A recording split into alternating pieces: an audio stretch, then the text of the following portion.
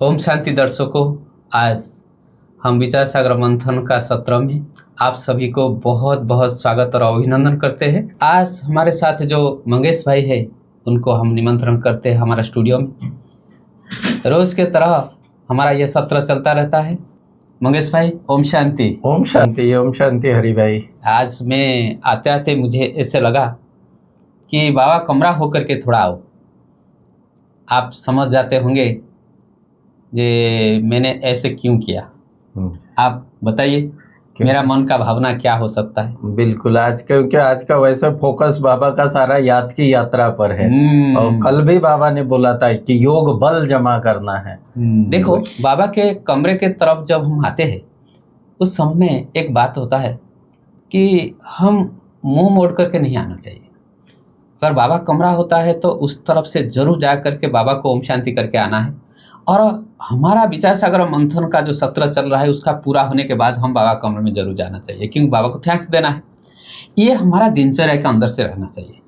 आपका क्या विचार है इसमें? बिल्कुल बिल्कुल 100%। चलिए फिर चलते हैं आगे। हाँ जी। आज का जो हमारा मुरली का विचार सागर मंथन है, हाँ जी, तो शुरू करते हैं। हाँ जी, ठीक है हरि भाई। आज बाबा ने कहा बच्चे पावन बनने के लिए रूहानी सेवा के लायक बनेंगे। पावन बनेंगे तो ही रूहानी सेवा के लायक बनेंगे। और देही अभिमानी बच्चे ही रूहानी यात्रा पर रहेंगे। और दूसरों को भी सेवा करेंगे या दूसरों को भी यात्रा कराएंगे। तो इस पर थोड़ा प्रकाश डालिए। देखिए, रूहानी सेवा करने के लिए रूहानी यात्रा पर जाना पड़ेगा। अगर रूहानी यात्रा, देखिए दुनिया में क्या यात्रा करते हैं और उसका जिस्मानी यात्रा होता है। जिस्मानी यात्रा में क्या होता है ना, waste of time, waste of money. तो हमारा क्या होता है ना, सब कुछ सफल होता है। हम रूहानी यात्रा अर्थात अपने को आत्मा समझ करके बाप को याद करना है। इस स्थूल दुनिया से हम धीरे धीरे सूक्ष्म दुनिया को जाते हैं, सूक्ष्म दुनिया से फिर हमारा अपना असली घर को जाते हैं। इसको हम कहते हैं रूहानी यात्रा। और रूहानी यात्रा करते करते हम भी सच्ची कमाई करते हैं। जो उसके बाद ही हमारा मुरली का पॉइंट आ रहा है जो प्रश्नोत्तर में। हाँ जी। तो सच्ची कमाई, हम सच्ची कमाई कर रहे हैं रूहानी यात्रा के आधार से। और एक बात याद आ रहा है मंगेश भाई, तो रूहानी यात्रा जैसे कह रहे हैं, तो अगर रूहानी दिवस मना देंगे तो अच्छा नहीं होगा आज का दिन को। हाँ जी, हाँ जी, बिल्कुल। चलो, आज का दिन कौन सा दिन है? शुक्रवार। हाँ जी, शुक्रिया वाला दिन। हाँ जी। देखो, ये भी एक होम टैक्स हो जाएगा हम सभी के लिए, क्योंकि सारा दिन जिसको देखेंगे उनको शुक्रिया करेंगे। अच्छा होगा ना? बहुत एक शुभभावना शुभकामना सभी के प्रति होगा। कुछ ना कुछ नवीनता करेंगे ना, न सिर्फ आत्माओं के प्रति बल्कि प्रकृति के भी प्रति, हाँ, तन के प्रति सभी से हमको उपकार मिलता है। बिल्कुल। तो सभी को हम अगर कोई कुछ चीज हमको देते हैं तो हम थैंक्स कहते हैं। बिल्कुल। थैंक्स जब देते हैं तो ऐसे भी हर एक को कोई दे न दे, सबको हम थैंक्स करेंगे, शुक्रिया करेंगे। तभी हमारा जो वृत्ति है, हमारा जो मनोवृत्ति है, दूसरों को तक हम प्रभाव डाल सकते हैं। ये बहुत अच्छी बात है। हाँ। तो आज का दिन जो है, शुक्रवार का दिन, संतोषी देवी का दिवस है। हम शुक्रिया करेंगे।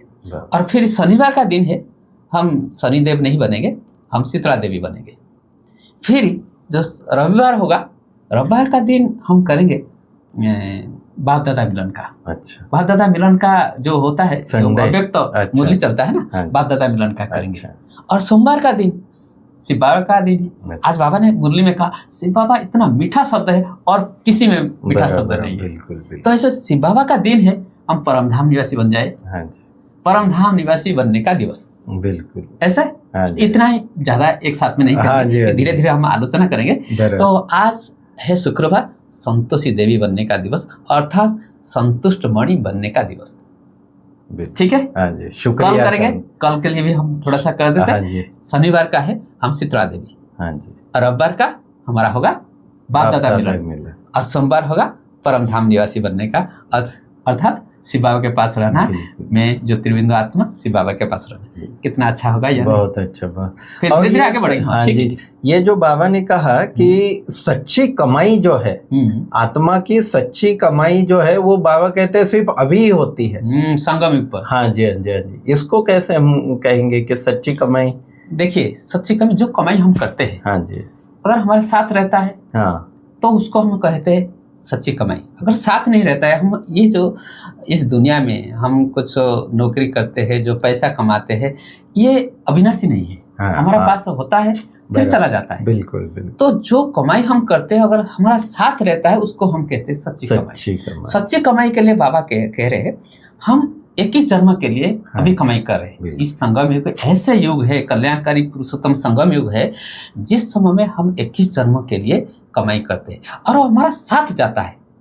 भविष्य के लिए हम कमाई कर रहे हैं ना, हमारा जो पढ़ाई है आत्मा के साथ जाता है, हमारा जो ज्ञान है, ज्ञान भविष्य के लिए। बिल्कुल। और जो हम स्थूल धन प्राप्त करते हैं वो तो एक जन्म के लिए।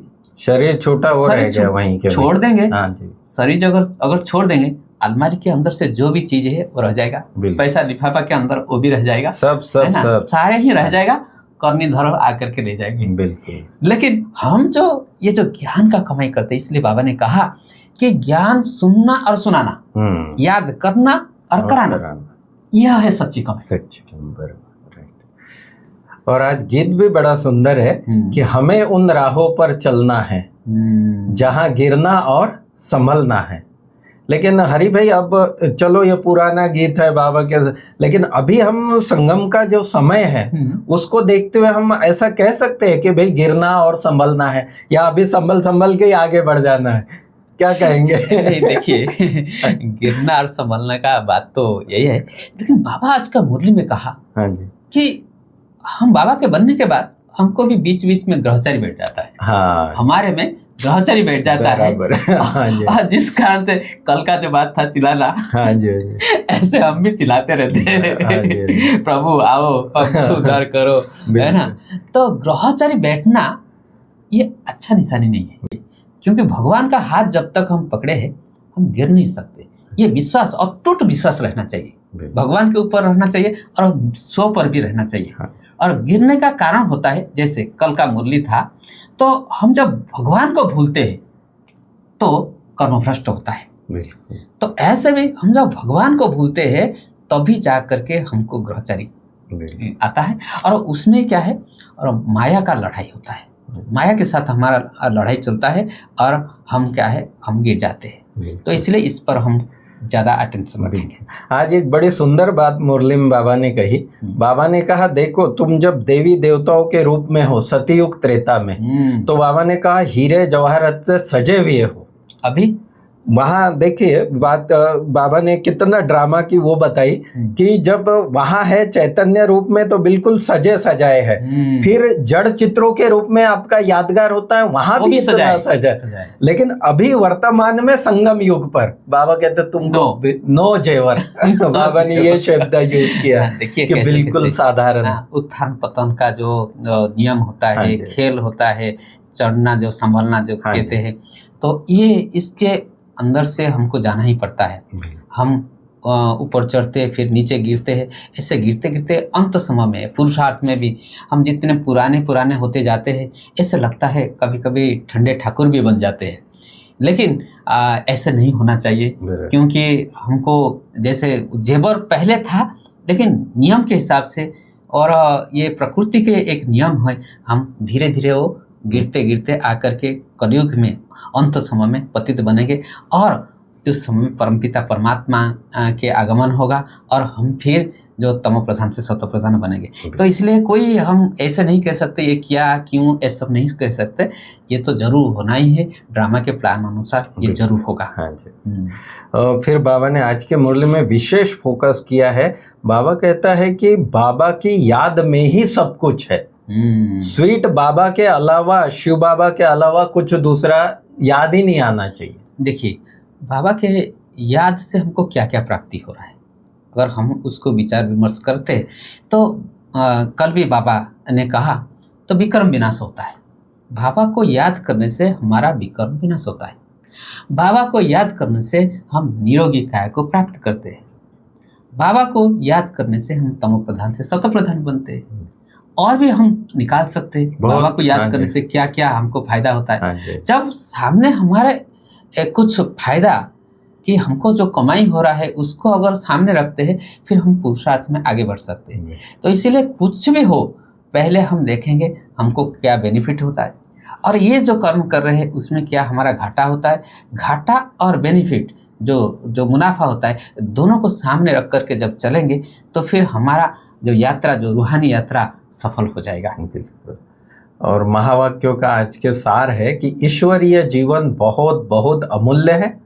इस जीवन में आत्मा और शरीर दोनों को पावन बनाना है, सत्युग को जाना है। हाँ जी, हाँ जी। देखो सत्युग में तो सिर्फ ही हम आत्मा को अभी पावन बना देंगे और शरीर को बना करके नहीं छोड़ेंगे तो फिर तो हम जा नहीं सकते। हाँ जी, हाँ जी। कि नहीं तो हम शरीर और आत्मा दोनों पवित्र रहेंगे सत्युग में। हाँ तो जी। सत्युग को जाना है तो पहले से हमको संस्कार बनाना है। बिल्कुल। शरीर को भी पावन नहीं बनाएंगे तो इसलिए बाबा तो कहते हैं, कल आपने कहा, बहुत अच्छी बात कहा कि ब्रह्मा बाबा को सभी कह रहे थे आप पवित्रता का, ये जो पवित्रता ब्रह्मचर्य इसको हटा दो, सारे ही यहाँ आ जाएंगे, तुमको इतना मेहनत करना नहीं पड़ेगा। हाँ जी, तो ऐसे भी बाबा कहते हैं कि जो पवित्रता है, ये पवित्रता के आधार से हम सत्युग में जाएंगे। पवित्र अगर मन वचन कर्म से पवित्रता, शरीर की पवित्रता अर्थात ब्रह्मचर्य व्रत को पालन करेंगे, तभी जा करके आत्मा और शरीर दोनों हमारा पावन बन जाएगा और फिर पावन दुनिया को जो सर्टिफिकेट लेकर के जाएंगे। बिल्कुल। रूहानी यात्रा में रहकर दूसरों को भी यात्रा करानी है, खुद भी रहना है तो दूसरों को भी यात्रा करानी है। फिर जितना हो सके सच की कमाई में लग जाना है। फिर आगे बाबा कहता है कि निरोगी बनने के लिए भी याद में मजबूत बनना है। तो ये निरोगी बनने का, शरीर का रोग और इसका याद का कैसे संबंध हम कहेंगे? हम देखते हैं कि जो बीमारियां, ज़्यादातर फ्रस्ट्रेशन होना, कि मानसिक दुश्चिंता में रहना, ये सारे जो है मन से ही निकलता है। मन के बीमारी अगर 70% मन के बीमारी होता है। मन का बीमारी को अगर ठीक कर देंगे तो फिर हम सब कुछ ठीक कर सकते हैं। तो शारीरिक के बीमारी मन के बीमारी से आने के कारण से, तो मन को अगर ठीक करना है तो हमको परमपिता परमात्मा से जुड़ना पड़ेगा। मन को शांत रखना है, शीतल रखना है। इसके लिए हम शांति के सागर, शीतलता के सागर जो है उनके साथ जोड़ना पड़ेगा। और उनके साथ जब जोड़ेंगे मन शांत शीतल हो जाएगा तो फिर हमारा जो परमात्मा को याद करने से हमारा ब्रेन से एक डोपामिन निकलता है और जो सिक्रेशन होता है, जो पूरा हैप्पीनेस हमको मिलता है, जो हैप्पीनेस के कम होने के कारण से डिप्रेशन में आते हैं। तो कोई भी अगर हमारा, देखिए पारिवारिक जीवन में हम जब रहते हैं, कोई भी बात अगर कोई कुछ कह दिए कि नहीं, तो पारिवारिक जीवन में तो ऐसे होता है, ऊपर नीचे होता है, बातचीत का कोई सहन नहीं कर पाते हैं। तो फिर क्या है, हम अंदर अंदर में पूरा एकदम घोटते फिर वो हार्ट पेशेंट बन जाते हैं। तो इसलिए हार्ट पेशेंट ना बने, हमको मन को स्वस्थ और समृद्ध करना है तो हमको जो राजयोग सीखना है, परमात्मा के साथ ही योग लगाना है। हमको जो अगर कुछ कहना है तो परमात्मा से ही बातें करके हमारा मन की बातें उनको बता सकते हैं। नहीं तो हमारा क्या होता है, हम भी किसी को बता देते हैं लेकिन वो नेगेटिव रिएक्ट होता है। तो जिस कारण से हम दूसरों किसी को ना बताए, अगर कोई ऐसे घटना होता है तो हम अपने अंदर समा करके बाबा को अगर कहेंगे तो बाबा उसका हल करेंगे, क्योंकि बाबा चिंतामणि है। तो ये बातें को हम अगर ध्यान में रखेंगे तो हम कभी भी ऐसे मना जो रोगी तन जो हमारा हो जाता है वो नहीं होंगे, हम निरोगी काया को प्राप्त कर सकते। एक ही उपाय है, राजयोग। बिल्कुल। और वरदान है, शरीर को ईश्वरीय सेवा के लिए अमानत समझकर कार्य में लगाने वाले नष्ट मोहा भव। तो शरीर को ईश्वरीय सेवा के लिए अमानत समझना है, ये किस प्रकार? ये देखिए, शरीर को हम अमानत समझेंगे तो हम नष्ट मोहा बनेंगे। बाबा ने कहा कि जो शरीर है, शरीर को जो 5 तत्वों का जो शरीर है, 5 तत्व किसका है? किसका? जो परमपिता परमात्मा का ये रचना है। 5 तत्व रचयिता है शिव बाबा, और शिव बाबा के रचना के द्वारा आज हमारा शरीर बनी है। तो ये शरीर जो है 5 तत्वों का शरीर है। ये शरीर को भी परमात्मा दिया है, आत्मा भी परमात्मा का है। तो आत्मा और शरीर दोनों है परमात्मा का। जब हम कुछ भी करते हैं, आज जो कमाई करते हैं, 10 रुपया लेके आए हैं, मान लीजिए कमाई किए कि नहीं, तो 100 रुपया कमाई किए, तो 100 रुपया कमाई करने के पीछे क्या रहा ना, ये 5 तत्वों का शरीर से मेहनत करके लेके आए, और आत्मा भी उसको डायरेक्शन दिया, ऐसे करो ऐसे। बुद्धि के अंदर से हमारा जो स्किल्ड था, तो उस कारण से हम भी ऐसे काम कर पाए, आज पैसा कमाए। तो वो जो पैसा कमाए वो है परमात्मा का देन है। परमात्मा अगर नहीं चाहेंगे तो हम कुछ भी, हाथ भी पाँव भी उठा नहीं सकेंगे, अभी ऐसे ही पड़े रहेंगे। तो इसीलिए परमात्मा का देन है ये आत्मा और शरीर। उसके द्वारा जो कमाई करते हैं, कभी मेरा कमाई नहीं कहेंगे, ये परमात्मा का देन है, परमात्मा का कमाई है, ऐसे सोच करके हमको चलना है। तभी जाके नष्टमा बन सकते हैं, तभी जा करके अपनापन जो है, अपनापन का समाप्त कर सकते हैं। अपनापन जो ज़्यादा हो जाता है ना, तो नष्टमा नहीं बन पाते हैं। नष्टमा माना मतलब नहीं है और निभाना नहीं है, ऐसे नहीं। हम परिवार बनाए हैं तो हम बाल बच्चे होते हैं, हमारा संबंधी होते हैं, उनके साथ भी रहना है, लेकिन हमारा बुद्धि योग परमात्मा के साथ रहे।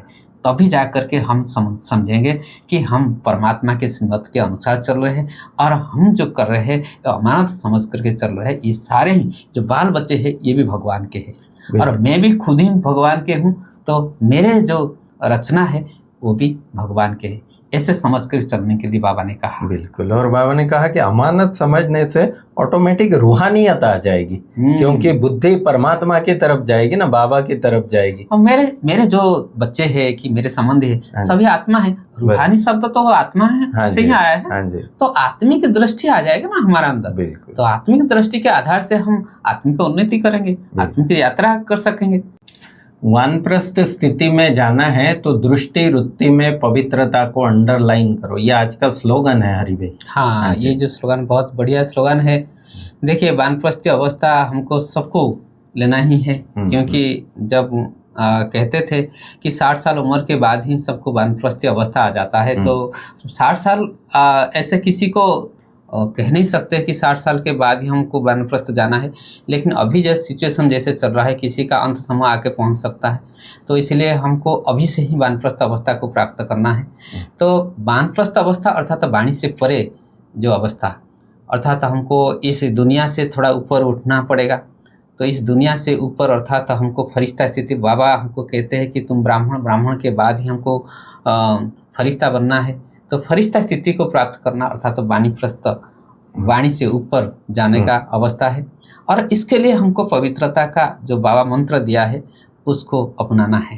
तो दृष्टि वृत्ति में हमको बिल्कुल पवित्र रहना है, इस पर हमको अटेंशन देना है, उसको अंडरलाइन करना है, और जिस आधार से हम वानप्रस्थ अवस्था को प्राप्त कर सकते हैं। बिल्कुल।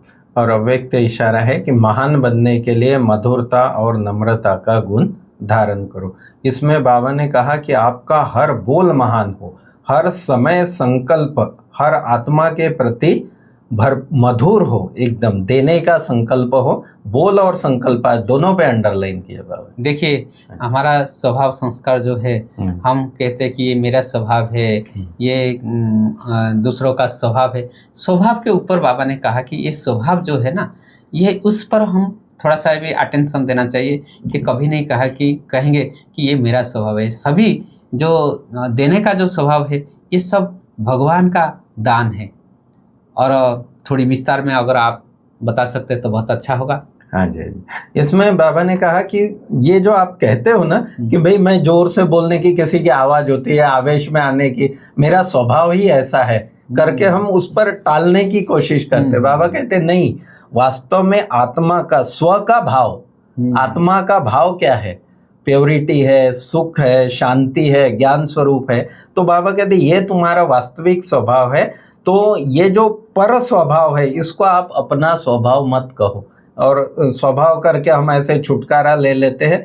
ईर्ष्या व आवेश में आने का स्वभाव जो है, इसको भी बाबा कहते हैं अभी समय अनुसार परिवर्तन। देखो, हमको संपन्न और संपूर्ण बनना ही है, तो इसलिए स्वभाव संस्कार को हम थोड़ा ध्यान रखें, क्योंकि ये हमारा विशेषता होता है। ये विशेषता के आधार से हम विशेष आत्मा बनते। तो आज तो समय हो गया, तो पूरा करें।